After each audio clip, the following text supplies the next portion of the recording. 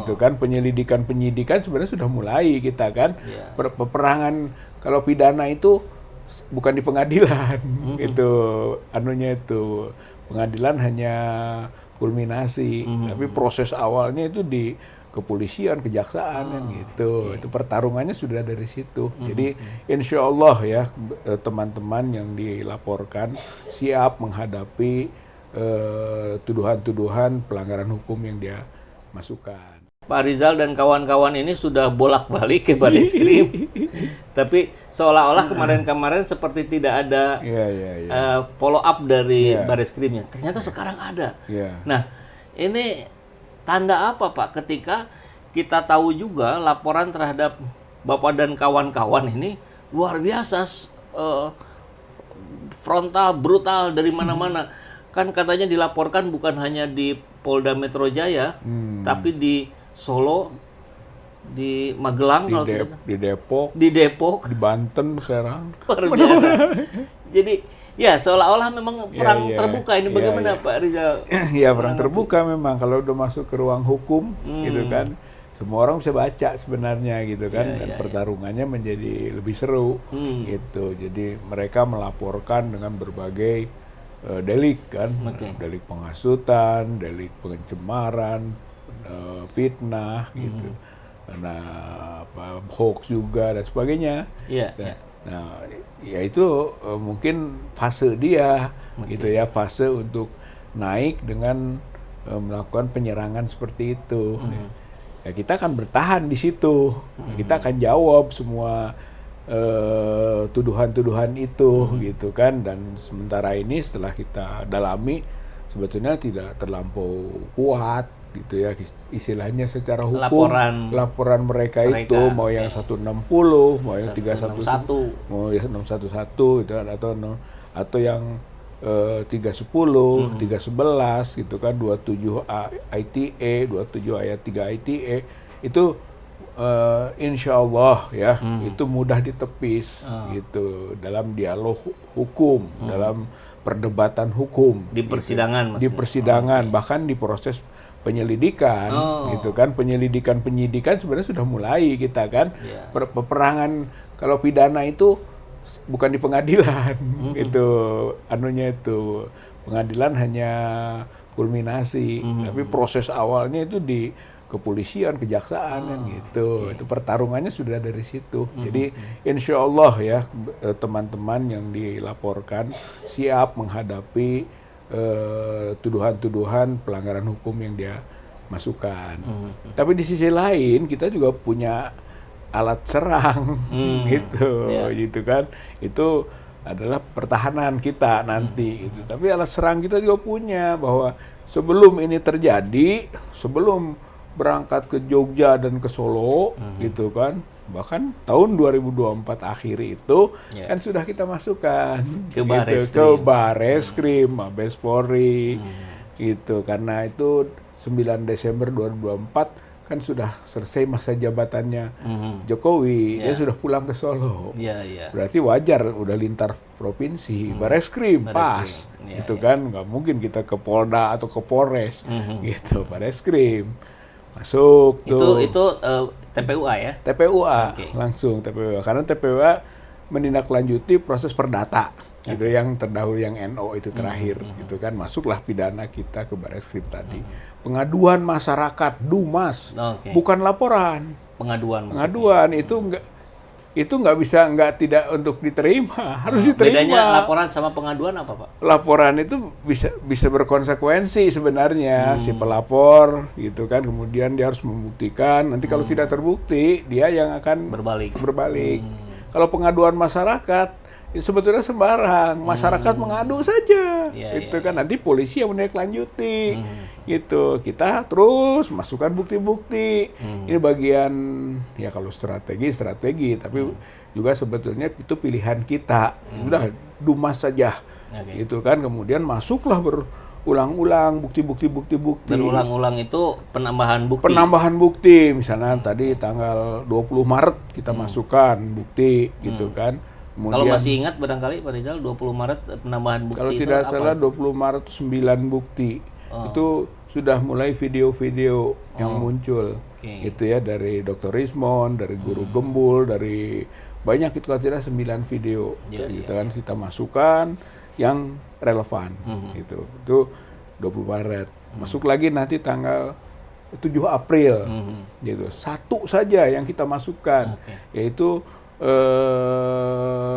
dokumen tanda tangan dan nama dekan, gitu ya, profesor dari anaknya dekan, Aida Grandbury, ya kan, gitu, yang di Australia sekarang. Dia tiba-tiba mengirim ke media, gitu kan. Nah, itu kita masukkan, gitu kan. Sekarang, wih, itu sangat jelas sekali, gitu, palsunya,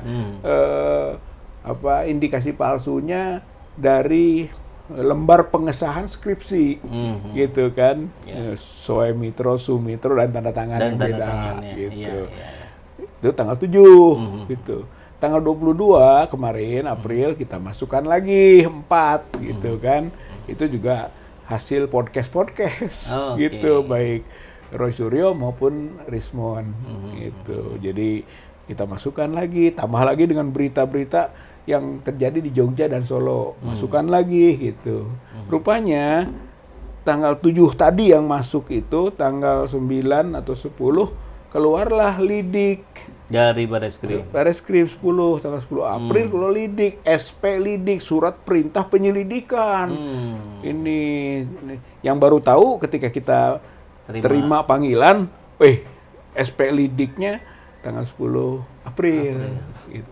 Berarti Bareskrim sudah bekerja menindaklanjuti sebelum 10 April. Sebelum April, berarti kita bisa menduga, ini kalau dalam proses yang normal ya, dia itu ketika menerima masukan kita dari awal mungkin, atau sekurang-kurangnya mulai dari tambahan tanggal 20 Maret, gitu kan, itu sudah mulai menelaah, meneliti, mungkin juga sudah bergerak juga, gitu kan. Kita kan tidak tahu itu mah internal kepolisian. Dan memang biasanya tidak diekspos. Tidak ekspos kalau seperti itu kan. Sengaja, ya, itu kegiatan serse ya, gitu. Intelijen lah, operasi kepolisian, gitu kan, mencari bukti-bukti dan seterusnya.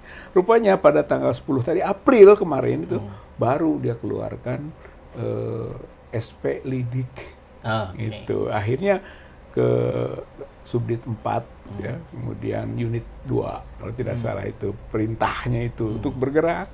Nah, mulailah dipanggil tuh. Kalau yang di TPUA ya mungkin baru Pak Damai Lubis, gitu ya. Itu di tanggal 27 April. Nah, sekarang kita di 4 Mei, ya, saya, Pak Rustam, dan Pak Medi, ya. 3 advokat orang juga. Ini semuanya advokat. Yang 2 advokat. Gitu. Advokat. Saya dengan Pak Medi advokat. Kalau Pak Rustam bukan, dia koordinator di TPUA antar lembaga.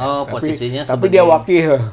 Jadi kita semua wakil ketua ini, gitu. Pak Damai wakil, gitu kan. Saya wakil, Pak Medi wakil, Pak Rustam wakil, gitulah. Gitu. Itu yang dipanggil semua. Nah, begitu gambarannya, Kang Epul. Nah, menarik tentu kita bisa mencoba mulai membayangkan kira-kira apa pertanyaan dari Bareskrim kepada Pak Rizal, Pak Medi, dan Pak Rustam ini, gitu. Tapi mungkin apakah akan sama dengan atau tidak dengan pertanyaan saya, ya mudah-mudahan saja kita coba simulasi aja. Siap, Pak Bareskrim, siap.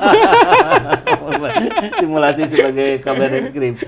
Pak Rizal, kalau kira-kira yang hal utama yang paling mendorong melatar belakangi TPUA melaporkan Pak Jokowi itu apa yang utamanya, gitu? Ya, pertama kan dari ijazah, gitu kan, ijazah yang janggal, kan gitu. Ijazah yang janggal, yang secara selintas saja, gitu kan, soal foto, yang terutama pada foto kita perhatiannya, itu dari yang beredar di media sosial, fotokopian, gitu kan. Itu juga awalnya yang melemparnya kan Bambang Tri.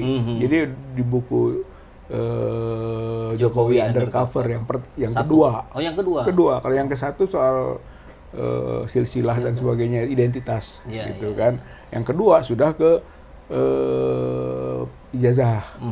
Nah, itulah yang kemudian TPUA menjadi kuasa hukum, gitu, untuk awal kronologisnya lah, gitu. Itu mulainya, gitu. yang kemudian kita dalami dari fotokopi yang beredar itu.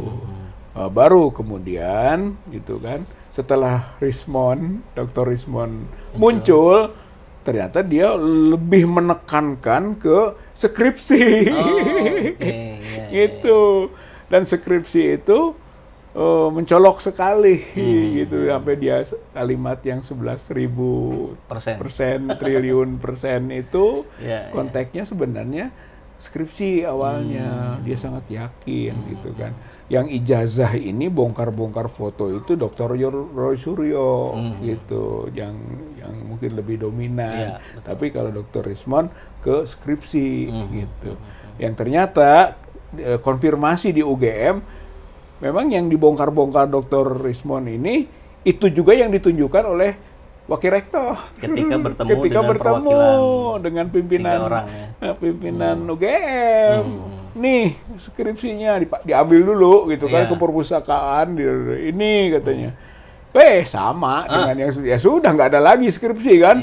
Berarti udah babak belur tuh skripsi itu gitu ya. Yang menambah keyakinan bahwa skripsi itu terindikasi sangat kuat palsu.